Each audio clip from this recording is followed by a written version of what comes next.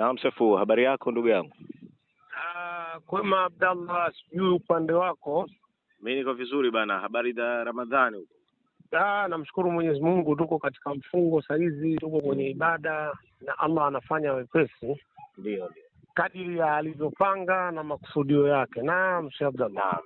Naam, msajili wa vyama vya michezo nchini amefanya kile ambacho aliagizwa na Mheshimiwa Waziri wa Wizara ya Habari, Utamaduni, Sanaa na Michezo, Mheshimiwa Paul Makonda, wa kutaka katiba ama mabadiliko ya Simba yakamilishwe ndani ya mwezi huu, na siku ya jana tayari alikabidhi katiba rasmi ambayo itakwenda kuiongoza Simba Sports Club na kukamilisha mchakato mabadiliko ambao umekwama kwa muda mrefu.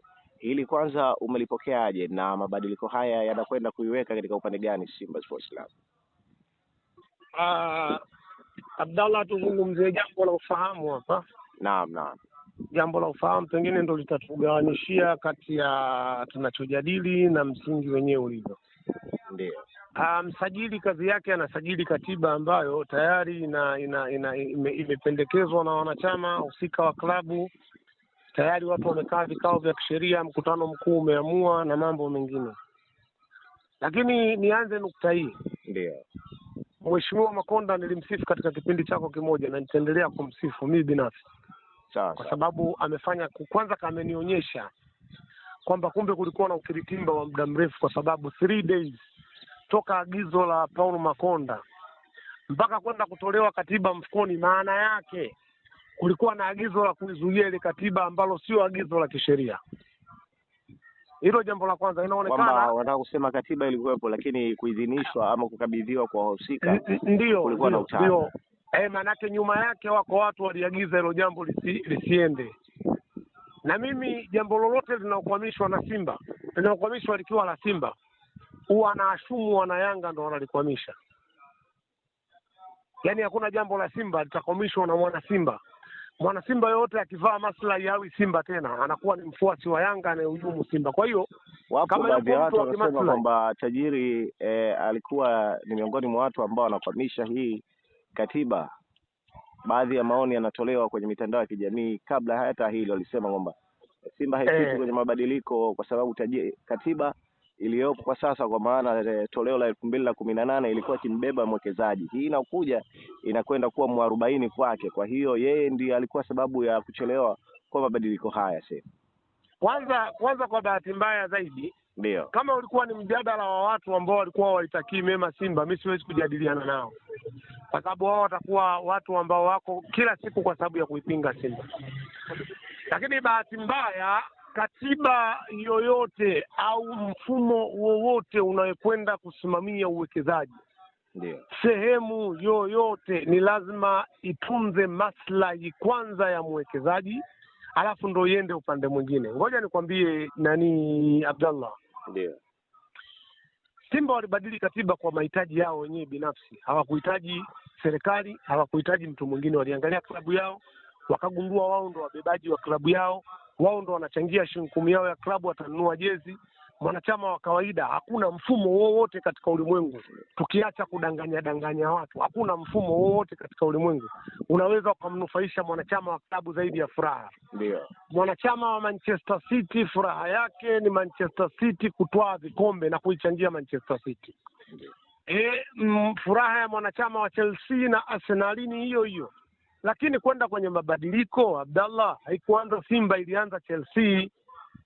Chelsea haikumbana Abramovich katika mabadiliko kama vile ambavyo sisi tunaelekea kubanwa na BMT, tunavyoelekea kubanwa na hao wanasheria na huyu mwanasheria mkuu.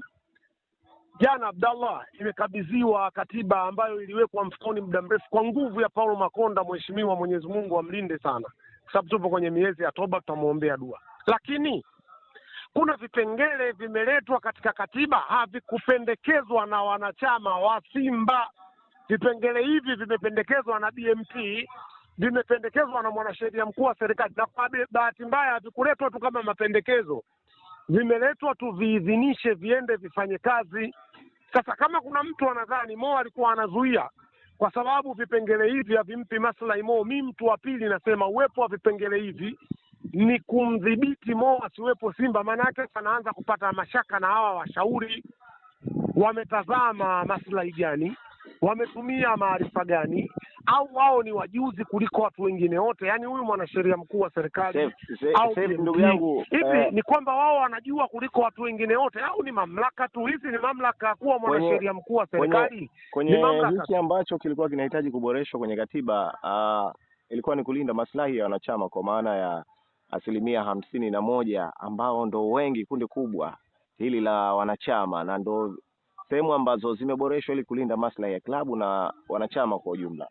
Unalinda maslahi watu ambao hawana mtaji? Hii mbona neno kulinda maslahi ni kivuli cha watu kwenda kudhibiti vitu? Unajua Abdallah, hizi lugha zisikutishe. Mimi ninazungumza haya maneno yangu ningekuwa na mamlaka, na pia angeonekana ni maneno makubwa na angepewa nguvu, lakini kwa sababu maneno haya yanazungumzwa na mnyonge wa kawaida, Abdallah, ujuzi wa kusema sijui tumefanya hivi kwa kulinda maslahi sijui. Kwani Simba hapo awali bodi ya wadhamini ya Simba haikuwa inaisimamia mali za Simba? Kitu gani kilichoongezeka? Kilichoongezeka ni kuwa mwenyekiti wa Simba ndo akawe mwenyekiti wa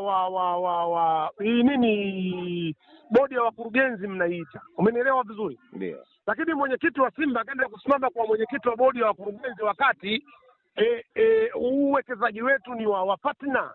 Weka niweke Simba iwe na kwa kuweka sawa hapo. Jana wakati namsikiliza msajili, kama sikosei, alijaribu kugusia hilo, akasema kiongozi mkuu ndani ya Simba wao wameidhinisha kile ambacho kilichokuwa kinahitaji kufanyika. Sasa wenyewe ndio wataenda kuamua nani atawaongoza, aidha wao wanatoka upande wa mwekezaji ama upande wa wanachama. Ni wenyewe wanatoka kuamua. Nisikilize Abdallah, hizo lugha unajua sijui Abdallah wapi mnafeli nyinyi? Ndio. Sisi tulipeleka muundo huu unaouona huko sasa, wao wameubadilisha, alafu unawarudishiaje nani tena wanachama? Huu muundo unaoona sasa kwamba mwekezaji atateua bodi ya wakurugenzi, ndio muundo ambao Simba tuliuhitaji uwe unaongoza. Wao wakaja na kitu hichi ambacho unakiona ni ushauri kwa sasa, na sio ushauri. Wamekuja na nini niseme, ni sheria tayari imepitishwa. Yes, imekuwa ni sheria tayari, wameshaingiza. Sasa Abdallah, hatuwezi kuleteana kizungumkuti wakati hata si akili tunazo. Hao wanakwenda kublock hichi kinachokuja, watu wanakifurahia, wanaona kama jambo limekuwa tayari, alafu ukaonekana mlango rahisi wa kuambia watu ili wawaunge mkono ni kuambia kurudisha nguvu kwa wanachama. Sisi tunafahamu, kwani hata hayo mapendekezo walioleta awali wanachama waliondolewa nguvu, wakondolewa nguvu. Mkutano mkuu ndio wenye mamlaka ya kufanywa kila kitu. Lakini isitoshe, nisikilize kidogo Abdallah, mlango mwingine. Ndio. Kwa nini hii sehemu ya kuonyesha lazima wawekezaji wawe watatu imekuwa wanakomaa tu wawe watatu? Wao wana nini wanachotaka kutuletea kwa hao watu watatu? Kwa mfano ni watatu na kuendelea. Mimi nasema watatu, hiyo kuendelea tena itakuwa hatuwezi kwenda bilioni 20 ukaleta watu 10 wakakaa chini kujadili bilioni 20, utakuwa utoto.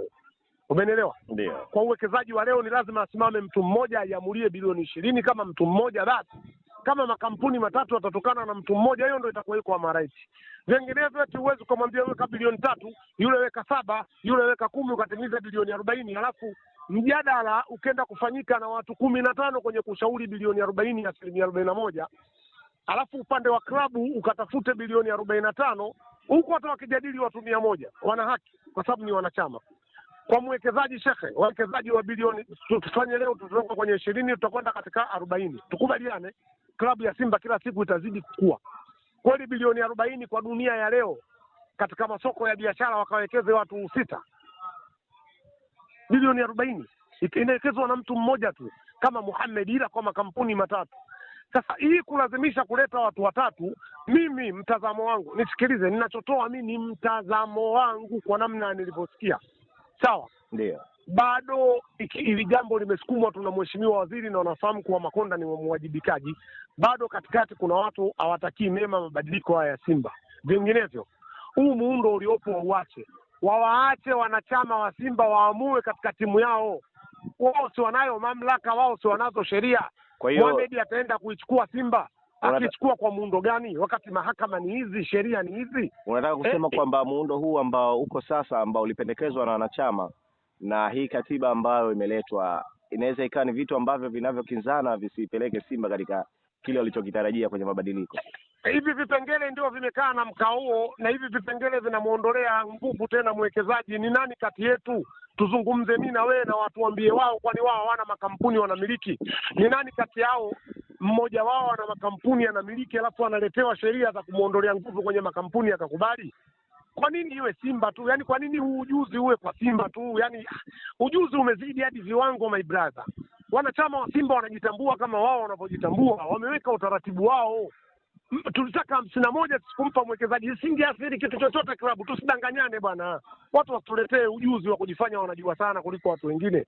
Kulikuwa hakuna tatizo lolote, na Simba kama sports club ingekwenda, umenielewa? Mwekezaji kwa 51% hizo asingeweza kuitia hasara Simba hata shilingi 10, hata shilingi 5 nyekundu. Sio kweli. Mambo yangeamuliwa na baraza la wadhamini, mambo yangeamuliwa na bodi, mambo yangeamuliwa na mwenyekiti, lakini kwa sababu wako watu, umenielewa, wana mamlaka, hawaitakii mema pia klabu ya Simba, ndio wanatuletea hivi ujuzi. Asilimia ingekwenda huku, mwekezaji wao wawekezaji zaidi ya 4. Sikia kaka, kinachofanyika bado Simba unazuiliwa kusonga mbele. Wanataka timu yao isogee. Si tunafahamu kwa nini Yanga wanatuambia mtaani, kwa nini tuone aibu?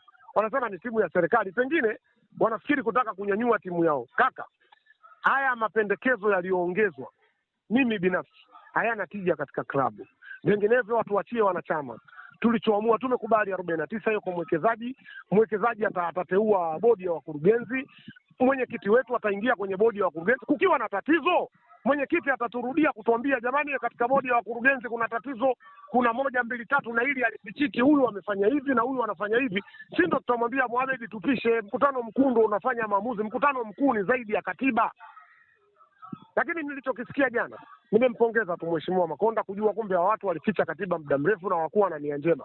Sasa Mohamed ashiriki popote, hata wewe badilika kwa Mohamed, huyo mwanasheria mkuu aliyeshauri abadilike, au BMT abadilike kwa Mohamed. Yaani mimi nitoe fedha alafu anayekwenda kuisemea fedha yangu mtu mwingine, sina hakika akiwa hana nia njema anakwenda kushtakiwa wapi, na mamlaka mazima yamempa yeye. Umenielewa? Hakuna vitu hivyo. Ndio maana JSM alipoona amekaribishwa Yanga akamtuma dalali wake Engineer Elvis Saidi akasimamie mali zake. Huo ndo utaratibu wa ulimwengu mzima. Hata Nabii Musa alipoambiwa nenda kamfuate Farao, akumteua mdogo wake kwenda nani? Naam. Hakuna vitu hivyo bwana. Kwa hiyo mimi nimeridhika kuona katiba yetu tumerudishiwa. Ila mimi ushauri wangu, mkutano mkuu twende tukakatae hivi vipengele ambavyo vinakwenda kudumaza klabu yetu.